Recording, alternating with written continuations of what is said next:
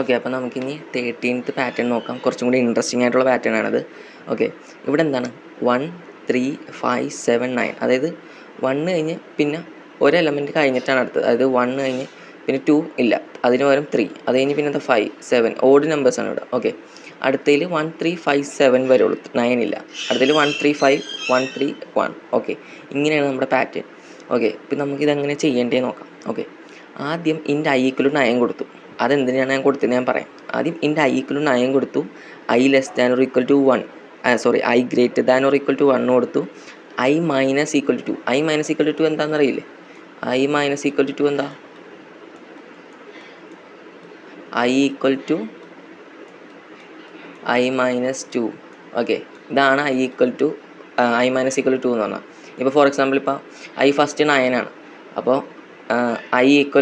i minus equal to 2 എന്ന് പറയുമ്പോൾ 9 minus 2, അപ്പോൾ എത്രയായി? 7 ആയി. ഓക്കെ, ഇതാണ് അതിൻ്റെ അർത്ഥം.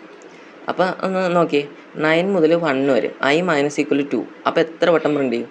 5 റോ അല്ലേ പ്രിൻ്റ് ചെയ്യുള്ളൂ. അതായത് 9 7 5 3 1, 5 റോ. ഓക്കെ, അപ്പോൾ റോസിൻ്റെ നമ്പറാണ് ഞാൻ പറഞ്ഞിട്ടുണ്ട്. i എന്ന് പറഞ്ഞാൽ റോസിൻ്റെ നമ്പറാണ്. ഓക്കെ, അപ്പോൾ ഇവിടെ എങ്ങനെ നോക്കിയാലും എന്താണ് i 5 റോയെ പ്രിൻ്റ് ചെയ്യുള്ളൂ. അതും പറഞ്ഞ് റോയിൻ്റെ സ്റ്റാർട്ടിങ് എപ്പോഴും 9 7 5 3 1 ആവണമെന്നില്ല.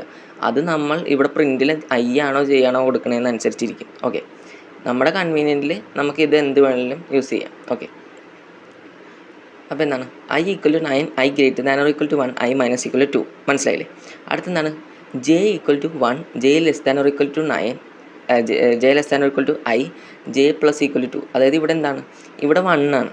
Okay, 1 less than or equal to 9, condition കറക്റ്റാണ്. Okay, j plus equal to 2 എന്ന് പറഞ്ഞാൽ എന്താ? ആദ്യം 1 ആണ്, പിന്നെ 3, ഇവിടെ 5, പിന്നെ 7 9, അങ്ങനെയാണ് നമുക്ക് വേണ്ടത്. ഓക്കെ, അതിന് വേണ്ടിയാണ് അങ്ങനെ കൊടുത്തത്.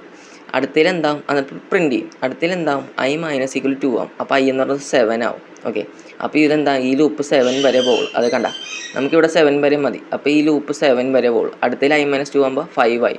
അപ്പോൾ ഈ ലൂപ്പ് 5 വരെ പോകുള്ളൂ. അതിന് വേണ്ടിയാണ് അങ്ങനെ ചെയ്തത്. ഓക്കെ, അപ്പോൾ നമുക്കിതെങ്ങനെ വർക്ക് ചെയ്യണേ നോക്കാം. First i = 9, i less than or greater than or equal to 1, condition കറക്റ്റാണ്. ജയിലോട്ട് വരും, j = 1, j less than or equal to i. Okay, അപ്പോൾ എന്താ, j 1 ആണ്, 1 less than or equal to 9, condition correct. അപ്പോൾ j print ചെയ്യും. അപ്പോൾ എന്ത് print ചെയ്യും?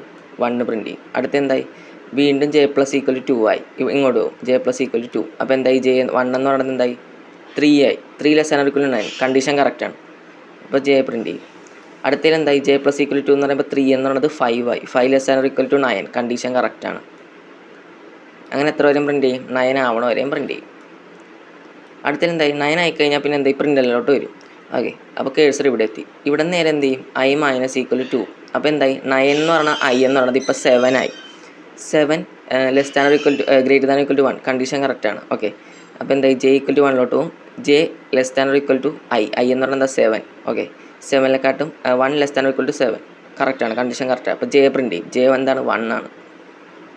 അത് കഴിഞ്ഞിട്ട് എന്തായി? j എന്ന് പറയുന്നത് എന്തായി? j plus equal to 2. അപ്പോൾ j 1 എന്ന് പറയുന്നത് എന്തായി? 3 ആയി. അപ്പോൾ എന്തായി? 3 less than or equal to 7, condition correct. അങ്ങനെ എന്തോരം പ്രിൻ്റ് ചെയ്യും? 7 ആവണ വരെയും പ്രിൻ്റ് ചെയ്യും. അടുത്തതിൽ എന്താ? i minus equal to 2 ആകുമ്പോൾ എന്തായി? i എന്ന് പറയുന്നത് 5 ആയി. അപ്പോൾ 5 ആവണ വരെയും ലൂപ്പ് കണ്ടിന്യൂ ചെയ്യും. അടുത്ത റോ എങ്ങനെ ഇരിക്കും? 3 വരെ. ലാസ്റ്റ് റോ എന്ന് പറഞ്ഞാൽ 1 വരെ. അത് കഴിയുമ്പോൾ എന്തായി? i minus equal to 2 എന്ന് പറയുമ്പോൾ -1 ആയി. -1 greater than or equal to 1, condition തെറ്റി. അപ്പോൾ എന്തായി? ഇതാണ് നമ്മുടെ ആൻസർ.